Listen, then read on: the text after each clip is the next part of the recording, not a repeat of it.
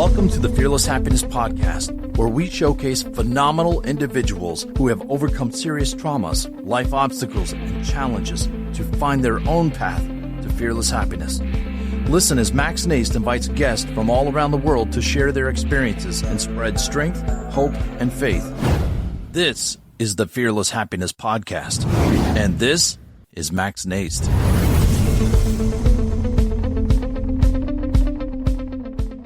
All right, everybody. Good morning, good afternoon, or good evening, wherever you are in this world.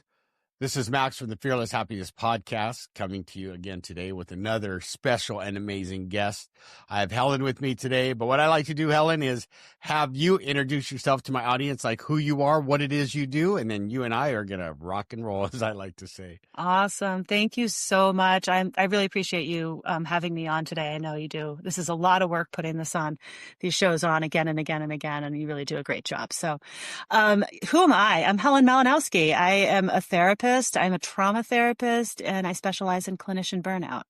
I have a group practice that is a 7-figure group practice, and I have an organization called the Somatic Integration Institute, where I coach and teach and train and try to keep clinicians feeling fulfilled and sustained in the work that they're called to do without burning out. So that's who I am. You know what? I love it. And, I always say that, for me, God is always on time, right?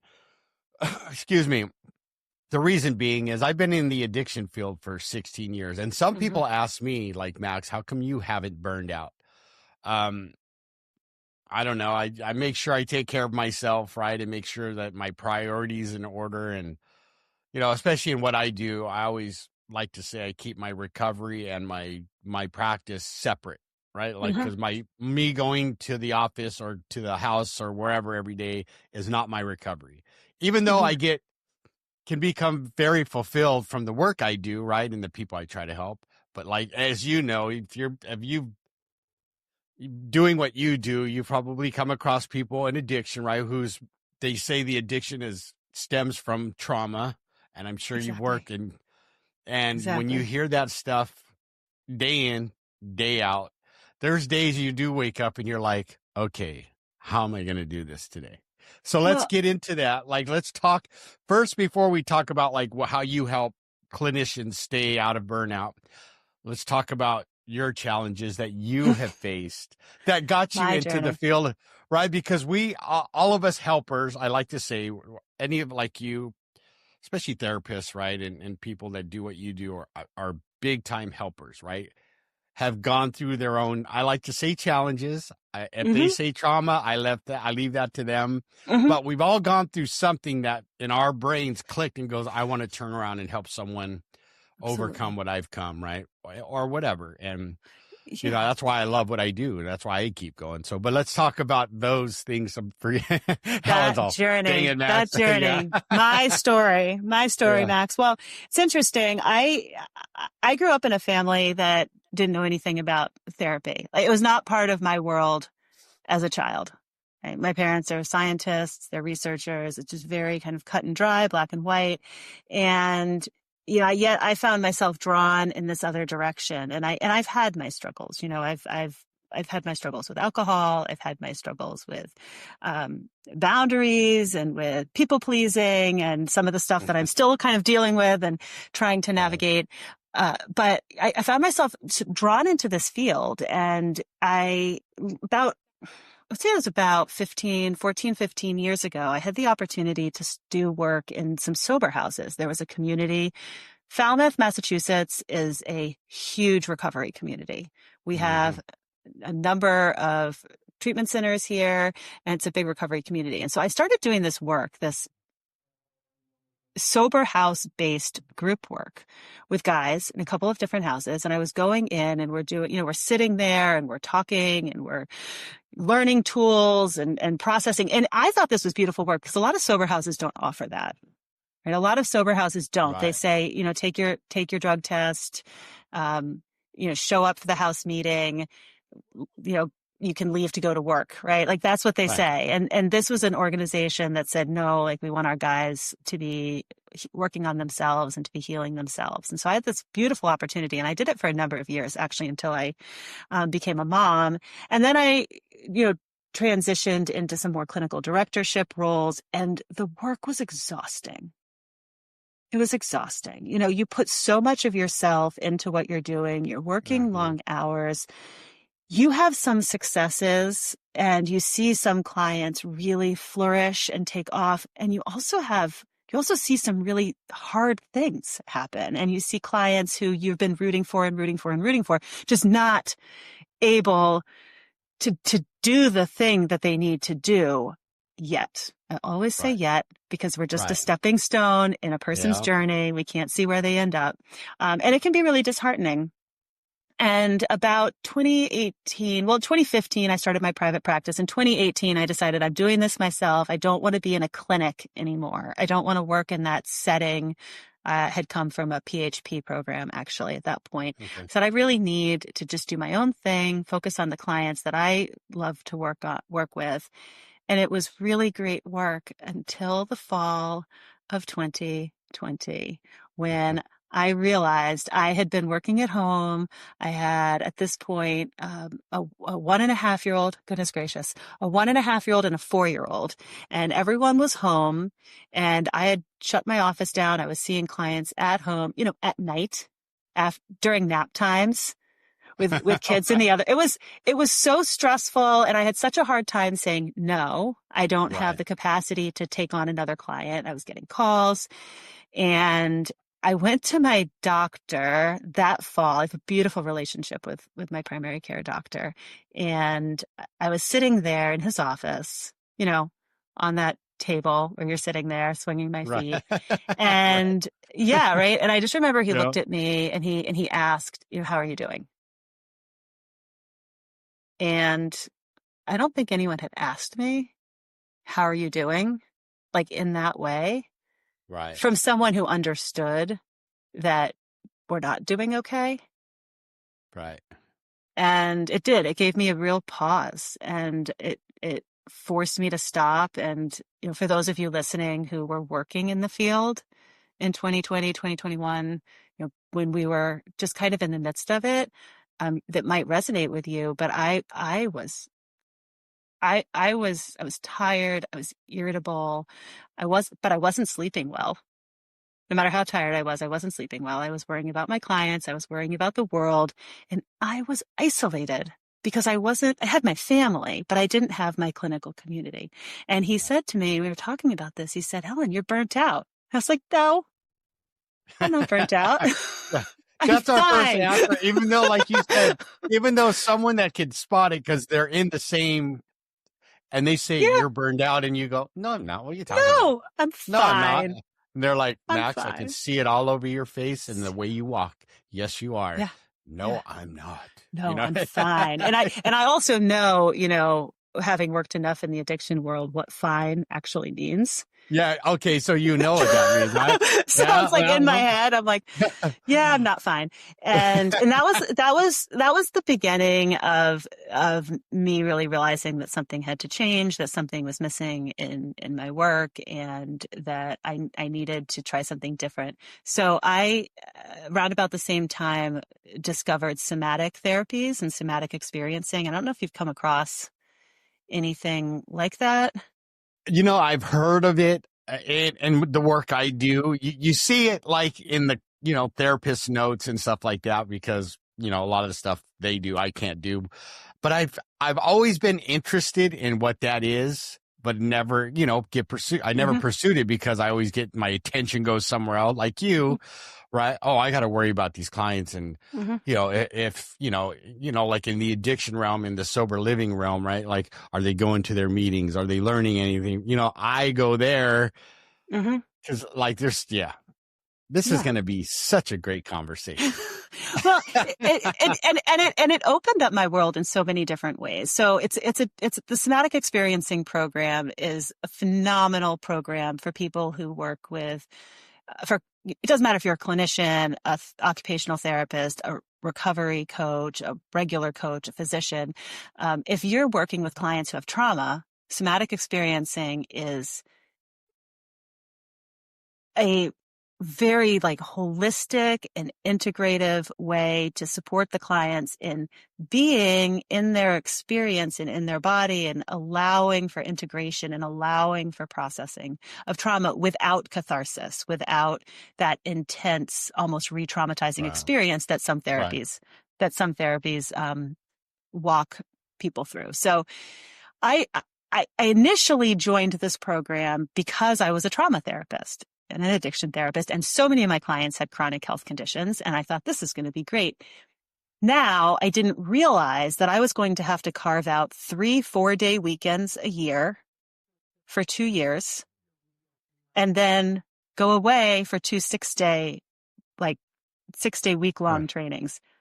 I have little kids. Right. I have little kids. This was and I'm a people pleaser, and I had a hard time saying no. I had a hard time handing over control. It brought up all of these things in my own experience that I hadn't taken a look at yet, that I hadn't really shined that mirror back on myself. So this is a trait. So I went into it saying, this is going to help my clients. This is going to be amazing. We're going to see so many profound changes. And what I realized by the end of it was that I was the one that changed.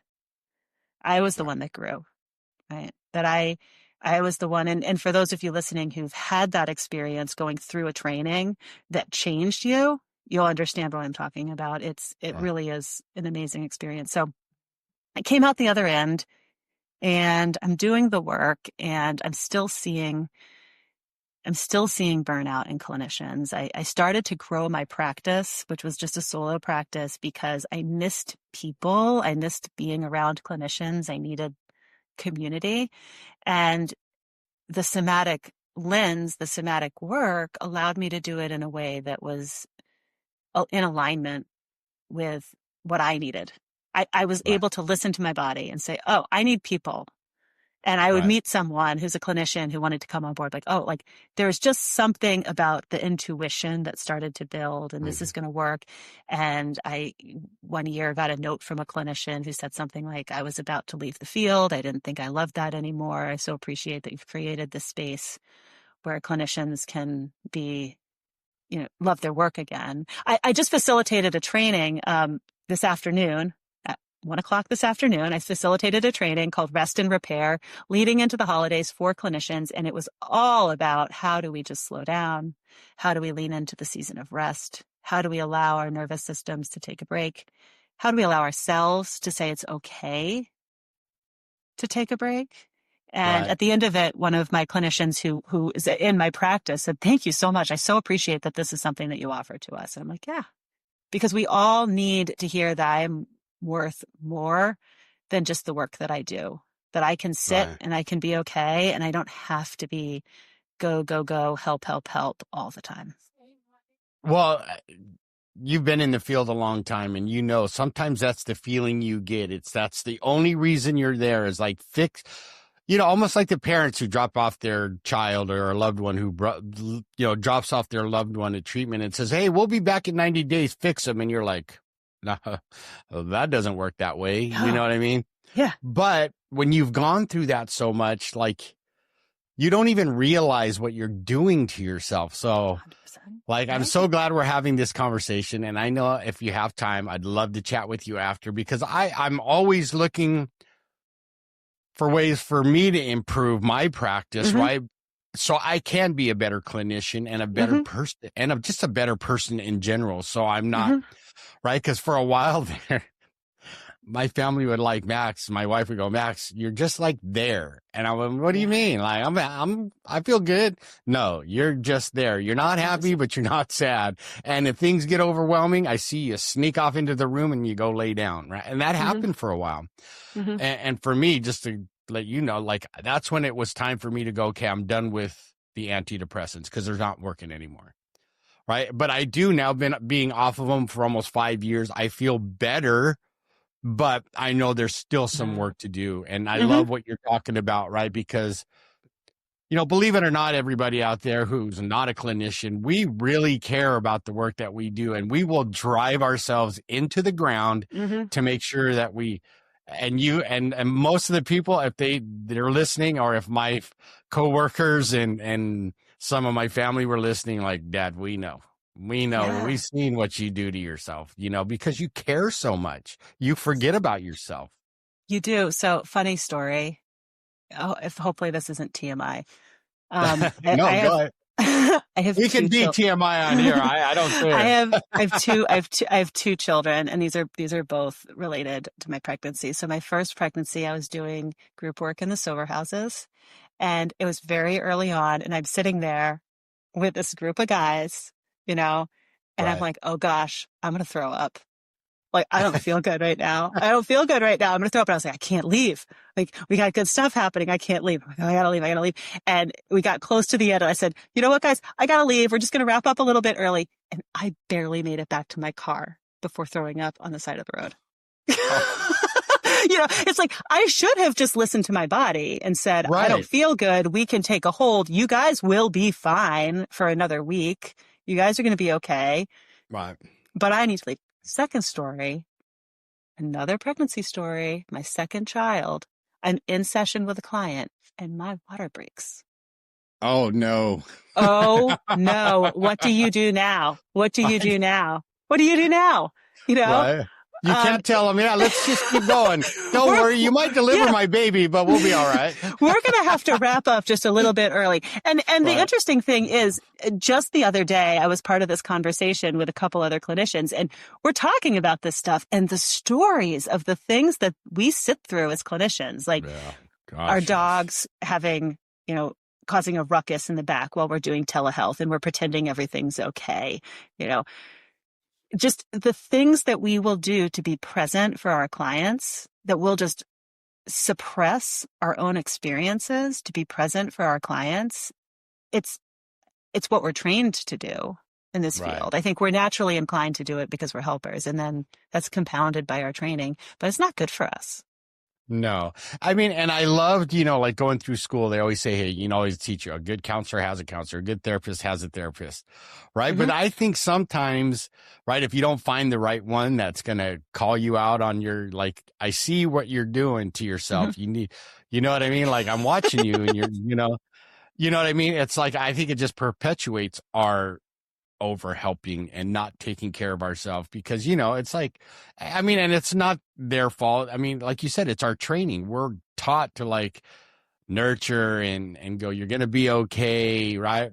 Well, that's why when I finally listened after, say, my last relapse, so part of my practice is like, I am not going to be the guy that goes, if someone pats you on the butt and says everything's going to be okay, right? You're good. I was taught, no, if someone does that, run the other way, because it's not true, right? And I don't want to give you false.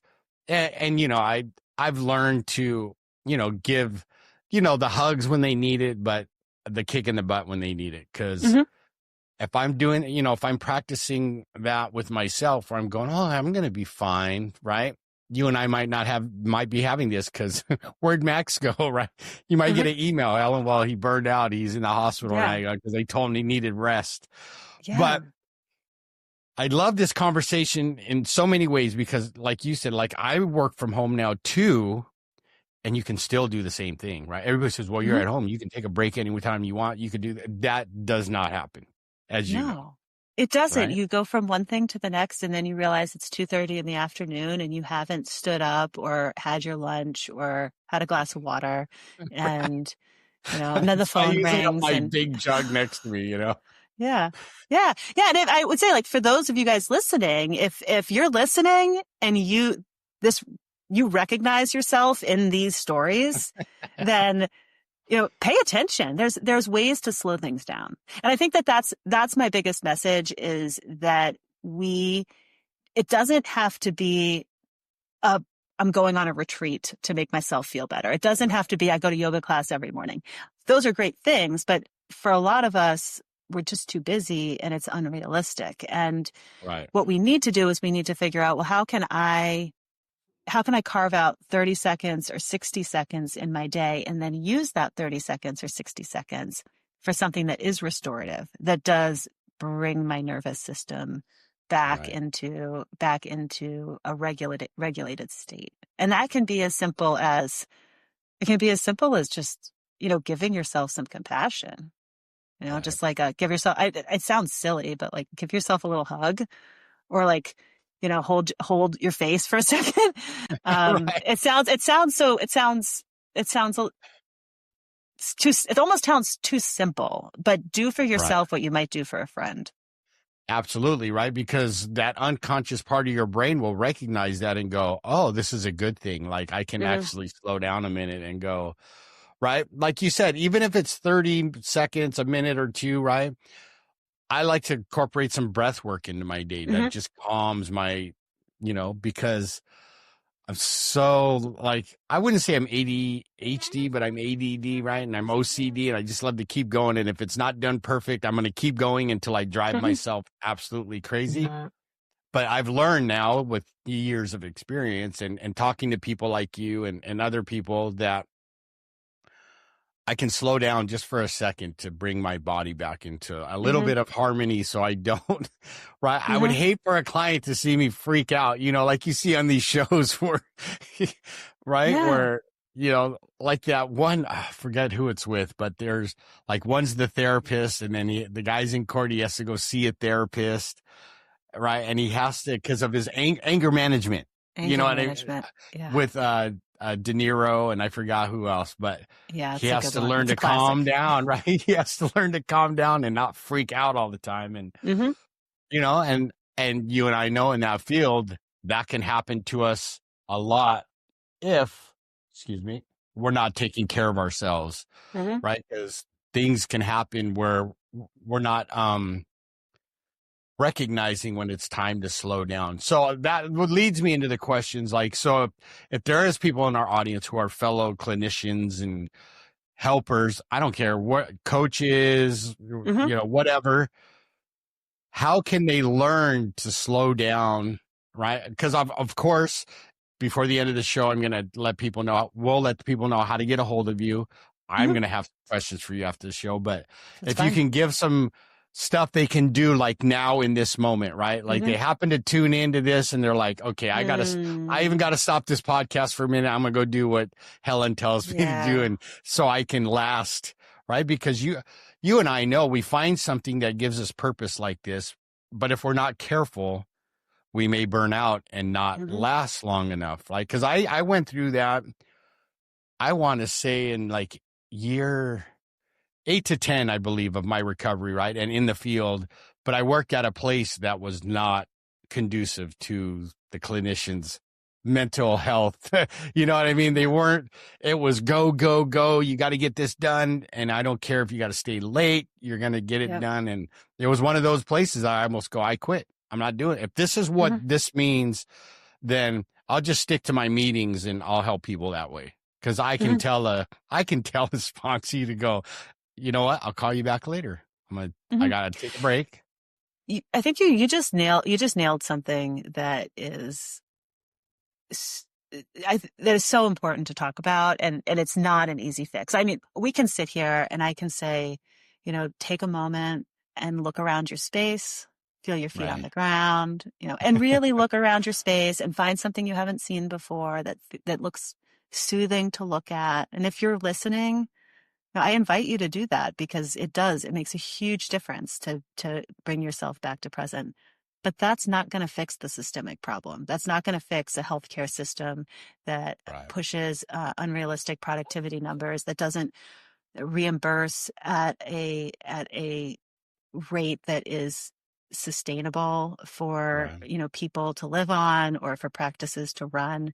And it doesn't fix that stuff. What it does do, if we're doing grounding, if we're orienting ourselves, if we're, allowing soothing and compassion into our lives, we can give that to ourselves.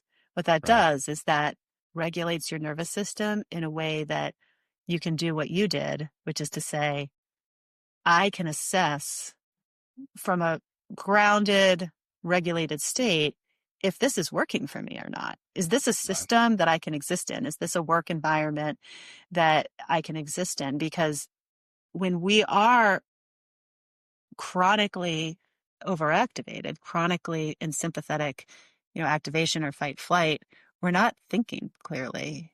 Right. Our brains get foggy, our decision making is poor, and we might make a decision in the moment based on how we're feeling that we regret later. There might be solutions. My point being, there might be solutions that are not quitting the job. Right. There might be other things that you can do. It might be that I quit my job, but I quit it on a timeline that works for me, so I'm not up a creek without a job. Right. Right. Exactly. But then that'll just make it worse. Then you go, God, why did I do that to myself? Why did I just do that to myself? Yeah. So I can't change in this conversation, we can't change the bigger picture of the healthcare industry and, the value that society places on the work we do, which unfortunately is not the same value that they place on the work that a cancer doctor does. Right. But yeah, I think that we can do micro moments of regulation and orienting and settling and breath work that allows us to be present so that we can understand what can I do in my circle of control that's going to make this better. Yeah. Yeah. Because as I go through my days, and I'm sure you're aware of it, like the addiction field has changed in the last 10 years, right? Like there's so much that has gone on. Like you said, we won't get deep into it, but you know what I'm talking about, like the fraud and patient brokering and stuff like that, where exactly. Yeah. Like when I joined the field, right, 16 years ago, it's like, yeah, I'm a substance use. No, that's so cool, and then now it's like, oh, you're one of them.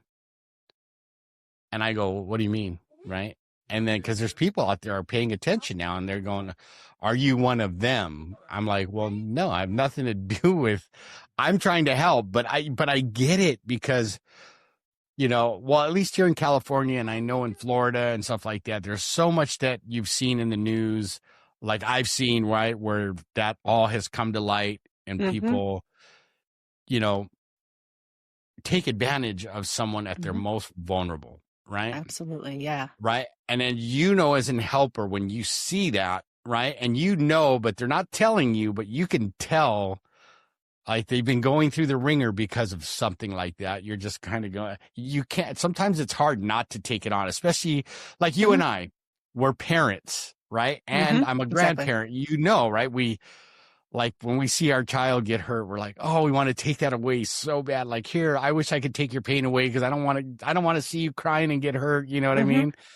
And it's the same in our field, right? Whether we're doing trauma therapy or substance abuse counseling, there's, there's times, like you say, you hear something and it just tugs at your heart so hard. And that's how I think, tell me if I'm wrong, but that's where I get lost sometimes. It's not that I want to fix them, but I'm like, okay, you just spilled a lot of stuff out, right? You don't even really know me, but you just trusted me enough to tell me this horrible stuff that has happened to you and what you're doing to try to hide the pain, right? And sometimes you just sit there and all you can do is listen. And then you're driving home or going home and you're going, man, that was heavy. Like, what do I do with this, right? What do I do with this? So one of the strategies, and this is one of the strategies that I do, if you're listening and you are driving home and you still have that client in your head, or you're sitting at home, it's the end of the day, or you're going for a walk, and I know they know exactly what you're talking about, Max. What? The clinicians out there. I mean, you say that and I have like 10 stories pop into my head of clients I've worked with over the years. One of the things that I do is I will literally just brush it off. I will literally say, I'm that client, I'm just going to take it off. I'm gonna let it go. I might package it in a little visualized box and send it out the window. Come home, actually change your clothing, actually change what you're wearing into something that's different. These seem small things, but they give your nervous system an opportunity to feel like I am moving through whatever that is, and it isn't mine. So I can push it off because it's not my story. I can be present. So funny story. I know a lot of people out there at 2 a.m. wake up with something in their head that they want to get an answer to, and they go on to ChatGPT, right? They go on to ChatGPT and Right.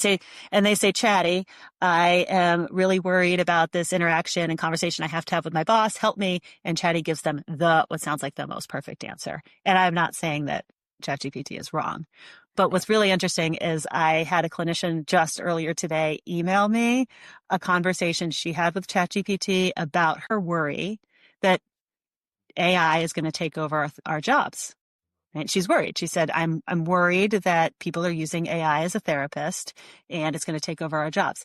And the response that ChatGPT gave, I will share it with you later, and I'm not going to quote it or pull it up right now. I'm just going to summarize it. But the response was ChatGPT, like, we might, as an AI system, might be able to word things correctly and find the right language and give you the right structure, but we will never replace the ability of a therapist to hold space and be present for someone who is in pain. We will never be able to replace that. And just that holding space, just being able to be present and sit with someone else when they're in pain and be with it, but not absorb it. Right. That's the beauty of the work that we do. I mean, that's like the magic sauce. Well, I think that's what we all find and why we stay with it, because we know, right? You can have people, these scientists out there say they'll be replaced one day, but no way, right? No. It's like, you cannot replace a person when it comes to what we do.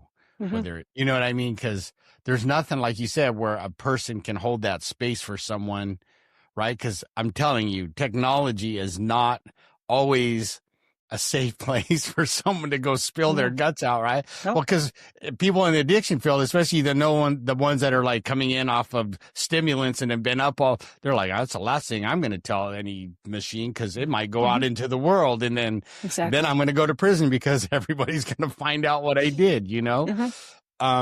It's like saying someone's going to, like, AI is going to replace a sponsor. Never going to happen. You know, no, they can't, because where they might be able to get the words right, they're just never going to get the humanness. They're never going to be able to replace. Bingo. And in graduate school and as a therapist, we're constantly doing continuing education, and we're learning skills and we're learning tools. And the thing that isn't said enough is that, sure, it's great to know CBT and it's great to know EMDR and it's great to know DBT. But underneath it all is your presence. That's it. I mean, that is the tool that is the bottom line for everybody when it comes to therapy or recovery coaching or it's coaching in general. It's the ability to be with someone, in relation with them, in a way that's holding and healing and non-judgmental. Well, you nail it right on the head, as they say, right? Because my experience of having gone through therapy myself, those are the good ones, right? Those are the ones I remember. It's not the ones that always had like a suggestion or, you know what I mean? But when you spoke and then they gave you their feedback, like that feeling you get, wow, someone heard me. Like, they're not just parroting what I said, but they actually know how I feel, right? Like, and there's only a couple of therapists in my years of doing it, right, that I remember that or like that, where I just go, that's why I keep going back. But I've also had some, you know, I'm sure you know, I've heard of people where the same thing, where it's like all about them. Or they bring up stuff and you're like, wait a minute, this is my therapy session. How did this turn into your therapy session, right? This is my time. And that's important. You don't, as a therapist, we have to have our own people that we're talking to, so that we don't bring that stuff to session, that we've cleared out the things that we need to clear out, and that we're constantly clearing out the stuff that needs to be cleared out, and shedding that doesn't belong to us, so that we can be present. Yep. And that's why I love when they teach that in school, saying, like, it is good for you as a counselor or a therapist to have one, so that you can have that person you can unload on, right? And they can give you some constructive feedback or direction. And, because Well, it's just, you know what I mean? Like you said, luckily for us, we're in a field that, like I literally say, the client or the patient or whatever you want, the participant, they need that human touch per se, right? They need to see that person who can look at them and go, "You're going to be okay," right? Maybe they don't say that, but they feel it, and Yeah, it comes you from know, the like heart. right in their heart, and because as you know, because you've been a therapist, right? The things you've heard and help people get through it when it comes to their trauma, right? Is it's sad, right? It's Infuriating. heartbreaking, It's and it's also infuriating. Yeah, it's like, absolutely like why does the world have to be this way? right. You feel I mean, tell me if I'm wrong, but I'm sure you felt your anger like in a session going, whoa, like you're like, Right up. and you're trying not to show that to them because you don't want them to think you're getting mad at them, but you're like, if I could find those people that did that to you, I would help you in a heartbeat, kick the living shit out of them. Yeah. Excuse my language, everybody, but that's how, you know, how it is. And I'm so glad, like I said, I'm so glad you're here to talk about that. So let's talk about, so we kind of know you've went through your own challenges. What made you decide to do like a group thing for therapists? Like, what was that moment for you when you said, I know you have your individual moments, but were you with a bunch of clinicians when you said, I got to do something for all of us? It developed actually out of some of my clinical work with a client, with a client who had been really negatively impacted by a previous therapist. And their previous therapist, from everything that I gathered, had really burnt out and had really poor boundaries as a result of the burnout. And the fallout for the person that I was working with was so significant that it stuck in my head. This isn't okay. Right. It's not an ethical way to practice as a clinician. Right. And so I think that was the seed. I had my own experience, and I came back and realized these are the things that I need. My nervous system needs to have capacity. Right. My nervous system needs to have people around me that are doing this work that I can talk to and feel like I'm part of a community. My nervous system needs to have variety, right? It can't just be seeing client after client after client of the same type of client. I need to work with people who have different things going on. I need to spend time providing supervision to other clinicians. I need variety. Okay. And so I understood that I had done this, but that was the seed that said, I need to do this for other people. It can't just be for me. It's got to be something bigger. And that's been growing for a while. I run monthly trainings, and I've been doing this for a couple of years now. I run online virtual trainings that people can get CEUs for through the Somatic Integration Institute. And the trainings they all have a somatic lens. And so we might be talking about rest. We might be talking about boundaries. We might be talking about dissociation. It's different every month. In fact, next month we're talking about we're talking about audit-proof documentation, but I'm a somatic therapist, so it's going to be interesting. It's going to be interesting. I hope you have some time after the show because I'm going through some things this is going to be great even after the show. I hope you have a little time because I do. I can hang out for a little while. I do want to ask you something, but I think, that's kind of, I wish they had this everywhere, right? Because clinicians need each other. Mm-hmm. They all can understand because like you just said, audit, right? Woo, we all been through audits, right? And some are just like, you're going, those audits will make you go, why did I choose this field? Why did I choose this field? Paperwork paperwork is the nemesis to everybody in this field. It's our least favorite part of our job. Right. But it's one of the most important because if we don't document, what do they say? If it's not documented, it didn't happen.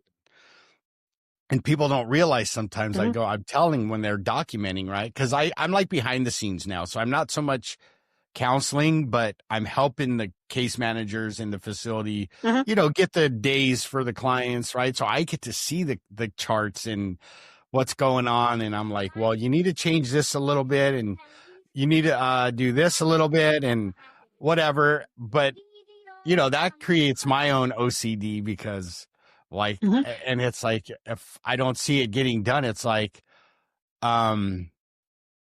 Oh yeah. Then I'm like, who can I call and start, Mhm. bugging and going, you need to change this.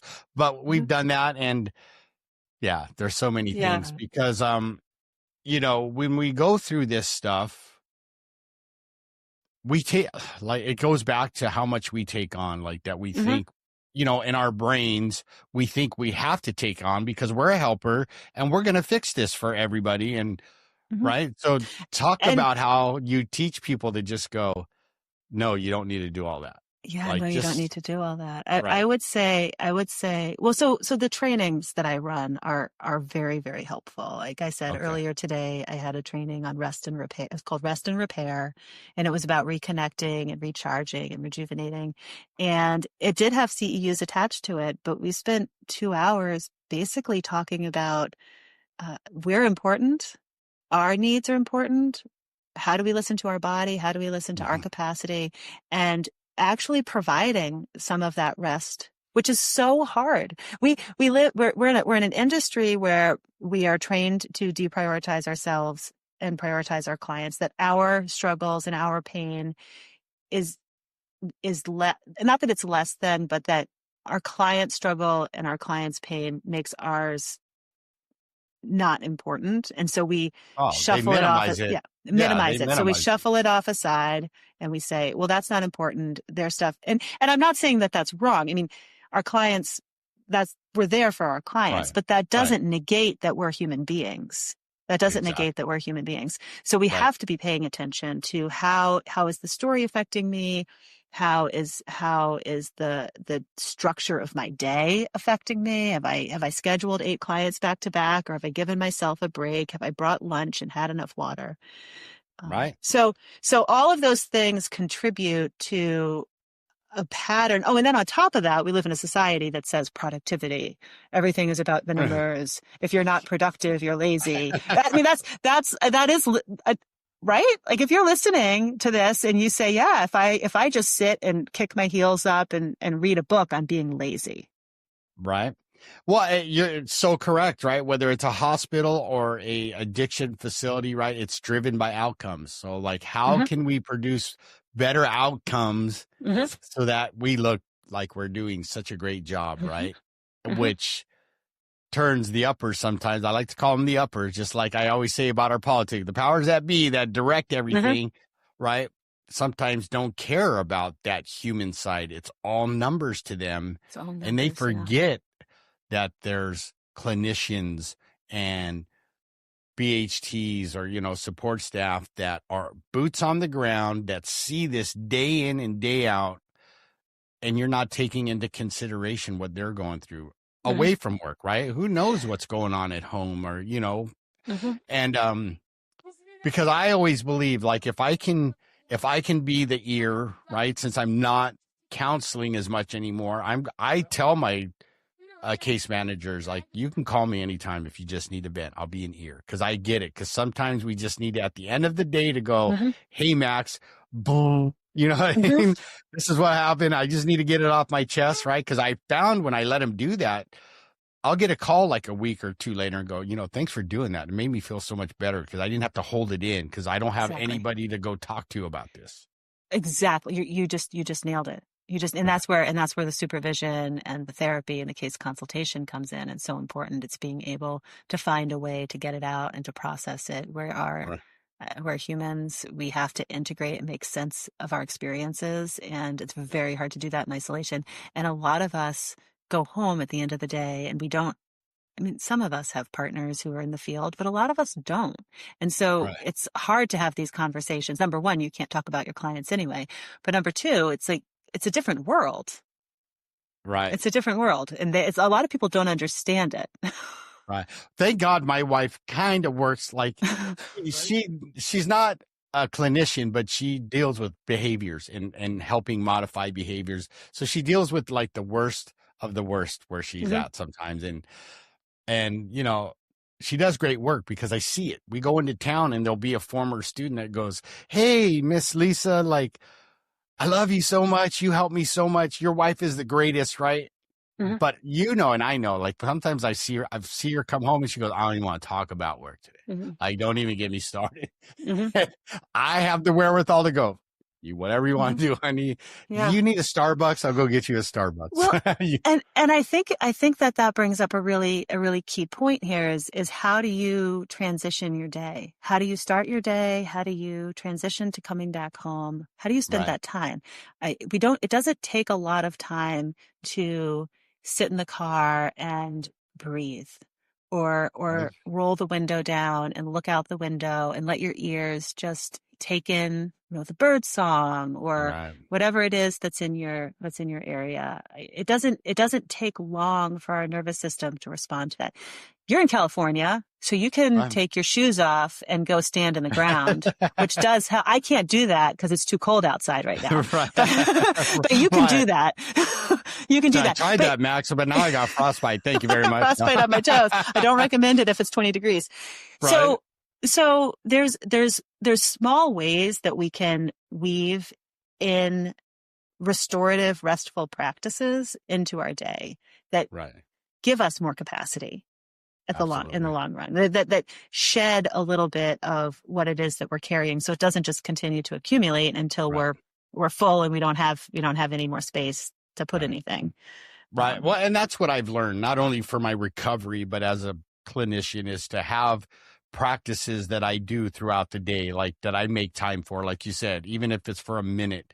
And I got this short little breath work that a former guest taught me that so good about just bringing my levels down to, okay, I can breathe again. Now I can go back to work and be okay. But I love this conversation too, because for you recovering people out there that are listening in, now you know what us clinicians go through and how much we love you and are willing to go through to help you. So when we're pushing you a little bit, just remember, it's not because we dislike you. It's because we love you and we want to see you get better. And we see the potential. I think that's the other thing is that there's something about being able to see sort of the other side of what this person's life could be like. And, I very much believe that we end up where we think we're going, regardless of where it is that we think we're going. And I have found myself over the years sort of holding a vision for some of my clients until they can take that vision and hold it themselves. I see a path for you. And at some point they can see the path too. That's a beautiful transition. That's a beautiful thing to bend over when you see it starting to happen. Yeah. And that's why we do what we do, because we do see that path, right? And even though we know, like, sometimes we'll catch ourselves up, here I go back to old behaviors, I shouldn't do it, but I see this path, so I'm going to stick with it so that maybe they will see it and go, oh, I know what she's trying to help me with, so I'm going to run with it, right? Yeah. But like you and I know, I mean, sometimes the best thing that you and I can do is just plant that seed and water it a little bit. They may not get it at that, even if they're with us for a long time, but when they leave, one day you're going to get that call or that text and go, remember when you did this for me? Look what's happened now. I'm a year sober, whatever, you know what I mean? Or I'm doing good. I'm going back to school. Oh yeah. You helped me so much. And that's why we keep doing it. Right. And I love that vision that you talk.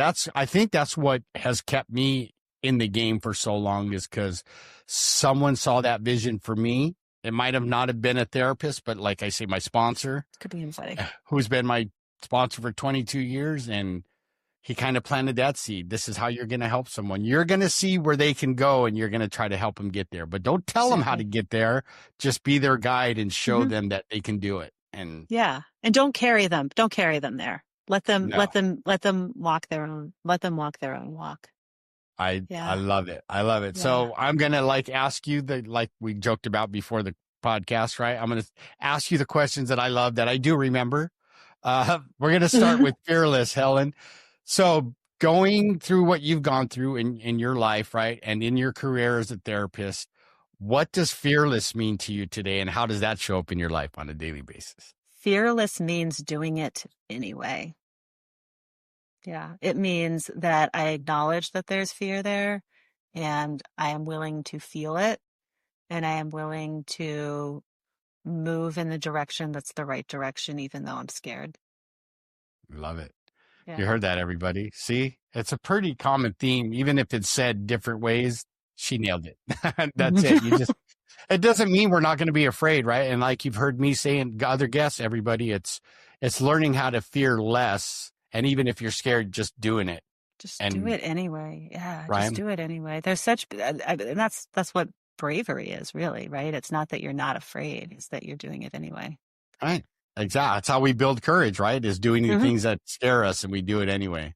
I love it. I love it. So that leads me into happiness. As you can see, I put a Y in happiness. Knowing I put the Y in happiness, what does happiness mean to you, and how does that show up in your life on a daily basis?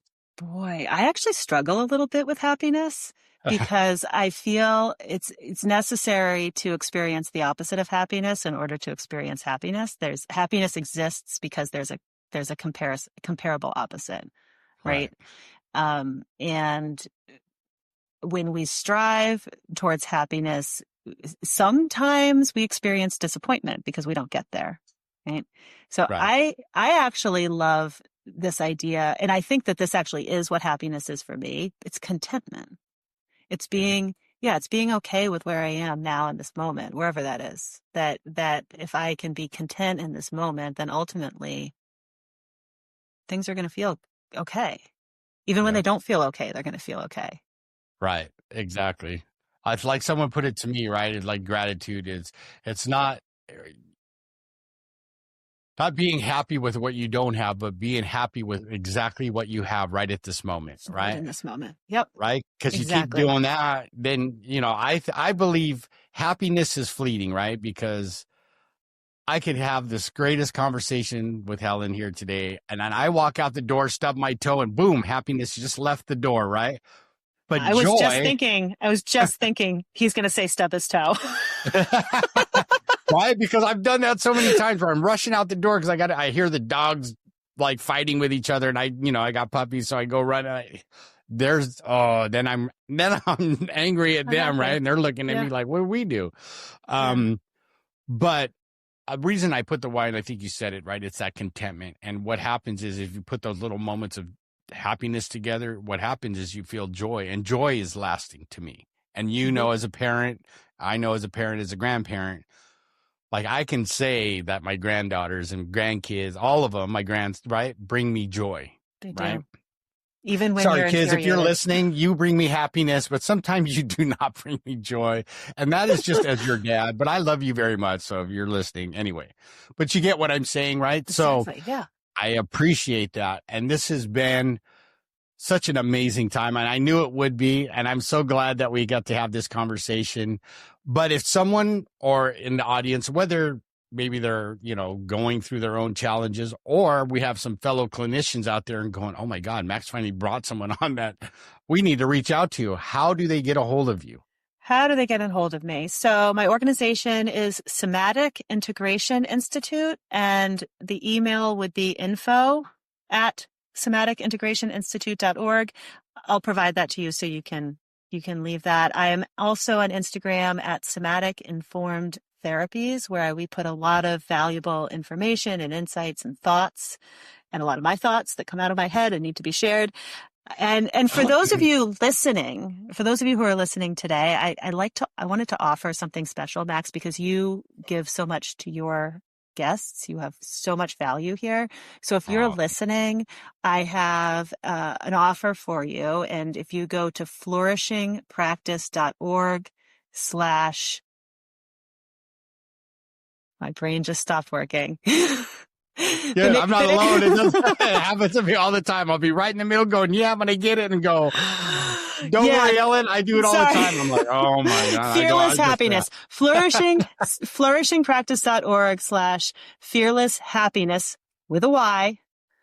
You will get access to a bundled package of some of my offers, including a burnout assessment, strategies for getting time back in your week, and a series of videos where I talk about rest and I talk about boundaries, and I give you lots of tips and tricks and ideas for that. So that's a special offer flourishingpractice.org/fearless happiness with a Y, just for listeners today. I love it. I love it. All my fellow clinicians who especially who I work with, I've given my links to.